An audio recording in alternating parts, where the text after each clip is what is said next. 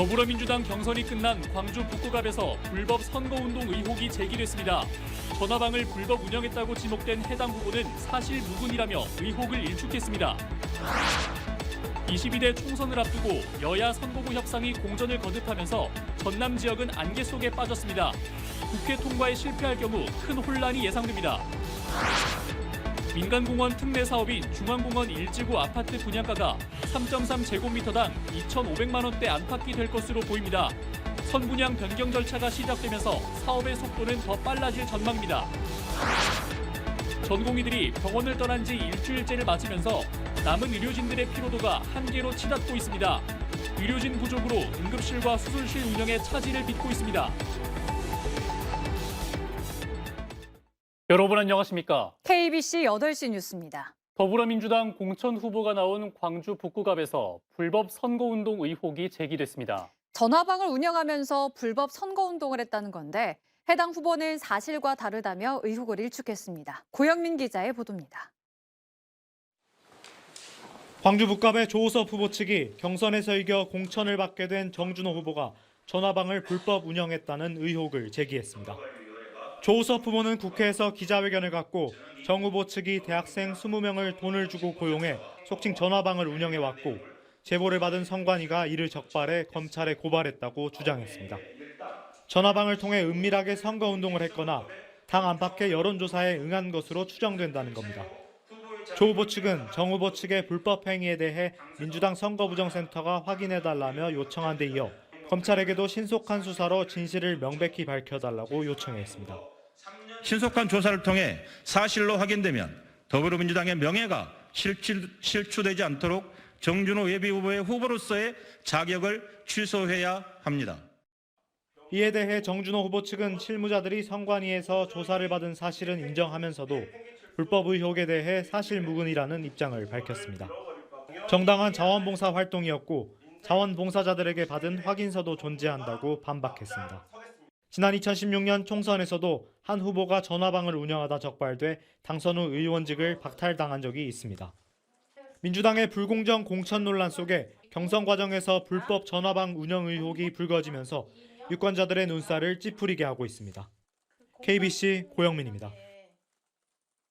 22대 총선 후보 등록이 한 달도 남지 않았고 여야 공천 작업은 막바지에 접어들고 있지만 정작 선거구 획정은 아직까지 오리무중입니다. 29일 국회 본회의까지 합의안을 통과시키지 못하면 선거구 공백 상태에 따른 혼란이 불가피할 전망입니다. 이형길 기자입니다. 선거구 획정을 둘러싼 여야 난타전이 이어지고 있습니다. 민주당은 부산의 의석수 한 석을 줄이고 농어촌 섬열 지역인 전북 의석수를 살려야 한다는 입장입니다. 국민의힘은 부산 의석수를 줄일 수 없다고 맞서고 있습니다. 여야 합의가 늦어지면서 의석수가 줄어든 전북과 선거구 변화가 연이어 물려있는 전남은 혼란 속에 내몰리고 있습니다. 농어촌의 대표성과 농어민의 주권을 심각하게 위협하는 결정입니다. 여야 각 당의 공천도 문제입니다. 21대 선거구대로 절반 이상의 대진표가 완성된 상황에서 선거구 획정이 늦어질 경우 경선을 다시 치러야 하는 지역구도 생길 수 있습니다. 여야는 모두 29일 본회의 통과를 목표로 하고 있지만 당내 공천 분란 속에 당의 의견을 하나로 수렴하기도 어려운 상황입니다. 선거구 획정을 29일 날은 반드시 처리하도록 하겠습니다. 이것이 처리가 되지 않으면 정상적으로 선거를 치를 수 없기 때문에 합의가 늦어지면 29일 본회의에서 표대결로 선거구가 획정되는 초유의 사태나 3월 원포인트 국회 소집도 예견됩니다. 양당 모두 선거구 획정 지연의 책임을 상대당에게 돌리고 있지만 최악이라는 평가를 받는 21대 국회가 마지막까지 정치 실종이라는 오명을 피하기는 어렵게 됐습니다. KBC 이영길입니다.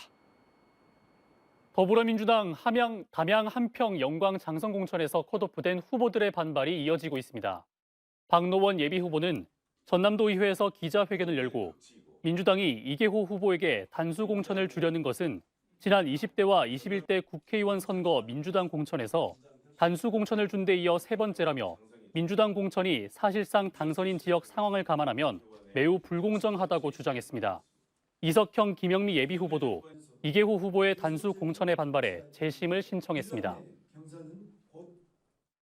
전남 순천 광양 곡성 구례갑 선거구인 더불어민주당 소병철 국회의원이 도저히 인정할 수 없는 상대와 경선할 수 없다며 총선 불출마 이유를 밝혔습니다.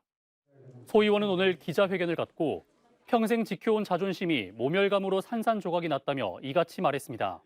또 순천 선거구 정상화를 위해 4년 동안 혼신의 노력을 다했고 그 결과 분구가 긍정적인 상황이라서 할 일은 다 했다는 생각에 어제를 불출마 선언 시점으로 선택했다고 설명했습니다.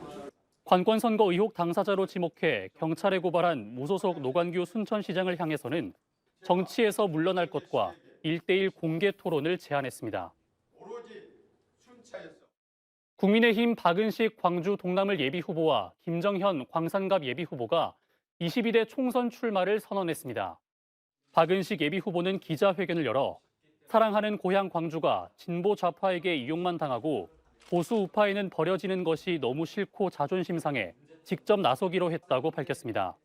김정현 예비후보는 집권 여당의 힘으로 송정 역세권 활성화, 파크골프장 조성 등을 위한 예산을 확보하고 지역 발전을 이루겠다고 약속했습니다.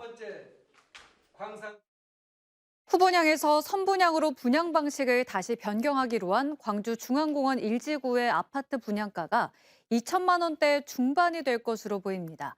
3.3제곱미터당 2,400만 원대를 제시한 광주시와 2,500만 원 선을 내놓은 사업자 측의 줄다리기가 이어질 전망인데요. 또 비용 산출과 이익 환수 등의 문제는 협상 과정에서 논의될 것으로 보입니다. 정경원 기자입니다. 광주 최대 민간공원 특례 사업인 중앙공원 1지구의 아파트 분양가 윤곽이 나왔습니다. 사업자 측은 지난 2021년 협약을 체결했을 때에 비해 토지보상금과 건축비, 금융비용 등이 대폭 늘었다며 3.3제곱미터당 평균 2,563만 원의 분양가를 요구했습니다. 그러나 전남대 산학협력단은 이보다 138만 원 낮은 2,425만 원이 적절하다고 판단했습니다. 2021년에 책정한 1,870만 원보다 555만 원 올랐고 후분양가로 산출됐던 3,496만 원보다는 1,000만 원 이상 줄어든 분양가입니다. 협상 과정에서 조정될 수 있지만 옛 33평형인 84타입은 분양가만 8억대, 옛 45평형인 113타입은 11억 원에 이릅니다. 광주시는 이 같은 내용의 용역 보고서를 홈페이지를 통해 공개했습니다. 사업자 내부의 갈등과 특혜 의혹 등 각종 논란을 해소하려는 것으로 해석됩니다. 관심 있는 사람들의 이해가 그래, 그 정도면 이 공원 사업에 대해서 오해는 해소됐다. 이럴 때가 마지노선이다. 이렇게 저는 말하고 싶어요. 광주시는 이 보고서를 토대로 사업자와 협상을 거친 뒤 도시계획위원회 심의를 받을 예정입니다. 비용 산출과 이익 환수 등 핵심 쟁점 사안은 협상 과정에서 탄력적으로 논의될 것으로 보입니다. 후분양에서 선분양으로 분양 방식 변경 절차가 시작되면서 지난해 12월 착공한 중앙공원 1지구 사업이 더욱 속도를 낼 것으로 보입니다. KBC 정병원입니다. 강기정 광주광역시장이 광주 군공항 이전 후보지를 올해 안에 결정해야 한다고 말했습니다. 강 시장은 오늘 기자들을 만나 내년이면 지방선거 국면에 들어가 이슈가 분산될 수 있다며 올해가 군공항 문제를 해결할 수 있는 절호의 기회라고 강조했습니다. 하지만 최근 김영록 전남도지사와 김산 무안군수가 가진 양자회담에서 김 군수가 강 시장이 포함된 3자 회담을 거부하면서 군공항 이전 문제가 쉽게 풀리지 않을 것으로 보입니다. 부서원들에게 비상근무를 강요하는 등 직장 내 갑질을 한 공무원에게 중징계가 내려졌습니다. 광주시 남구청은 상급자의 지위를 이용해 비상근무 지침보다 더 많은 인원을 근무에 투입하고 휴가를 사용하지 못하게 했다는 지적을 받은 A 과장이 정직 1개월의 징계를 받았다고 밝혔습니다. 또 A 과장의 휴일에 직원들에게 전화해 개인적인 일에 대해 화풀이하거나 모욕적 발언을 하고 사적인 업무를 시켰다는 정황도 감사에서 일부 적발됐습니다. 전공의들이 의대 증원에 반발해 병원을 떠난 지 일주일이 넘으면서 남은 의료진들의 피로도가 한계로 치닫고 있습니다. 대학병원 응급실이 평소의 절반에 불과한 의사들로 운영되면서 수술에도 차질이 빚어지는 등 불안이 커지고 있습니다. 임경섭 기자의 보도입니다. 대학병원을 나온 환자가 구급차에 올라탑니다. 진료를 받을 수 있는 다른 병원으로 옮기는 겁니다. 전공의들이 병원을 떠나고 수술 보조 업무부터 당직 업무까지 전임의와 전문의가 대신하고 있습니다. 의료 공백이 일주일을 넘기면서 현장 의료진의 피로감은 커지고 있습니다.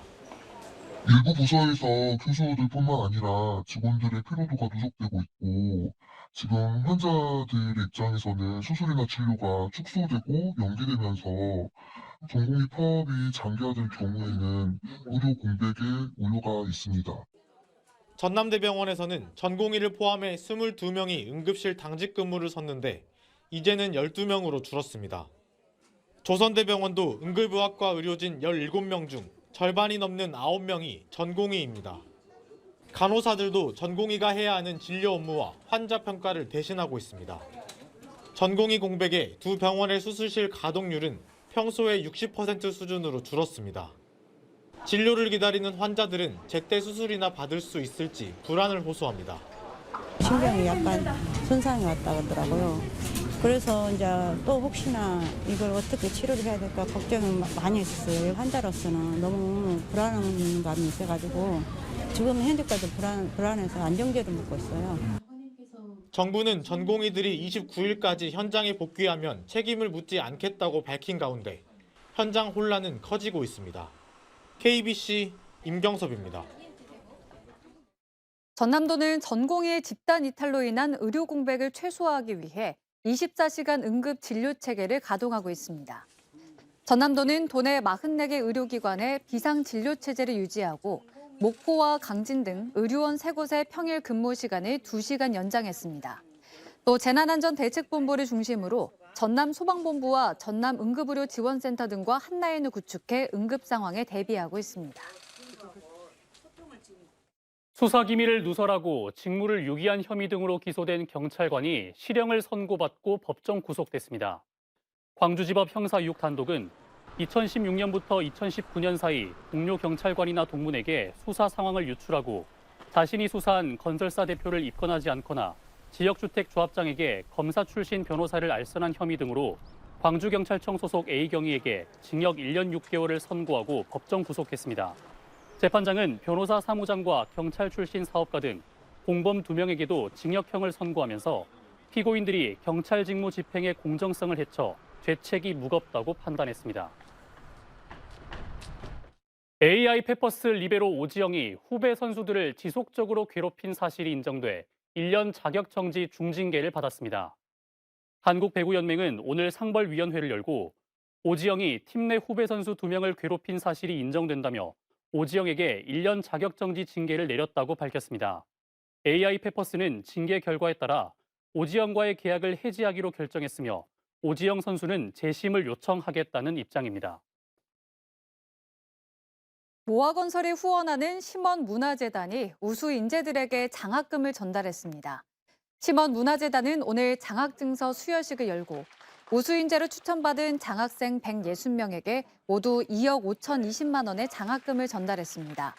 지난 2005년 장학사업을 시작한 심원문화재단은 19년 동안 장학생 1,683명에게 장학금 24억 3,119만 원을 지급했습니다. 대한민국 시도의회 운영위원장 회의가 3년 만에 전남에서 개최됐습니다. 강진 다산 청렴연수원에서 개최된 이번 회의에서는 전국 시도의회 관계자 100여 명이 참석한 가운데 제조업 인력난 해소를 위한 외국인 노동자 비자 확대와 외국인 범죄 예방 대책 촉구 건의안 등 7번의 지방의회 공동 현안을 처리했습니다. 특히 회의가 2024 강진 청자축제 기간에 개최돼 남도답사 1번지인 강진의 맛과 멋을 알리는 홍보 효과가 기대되고 있습니다.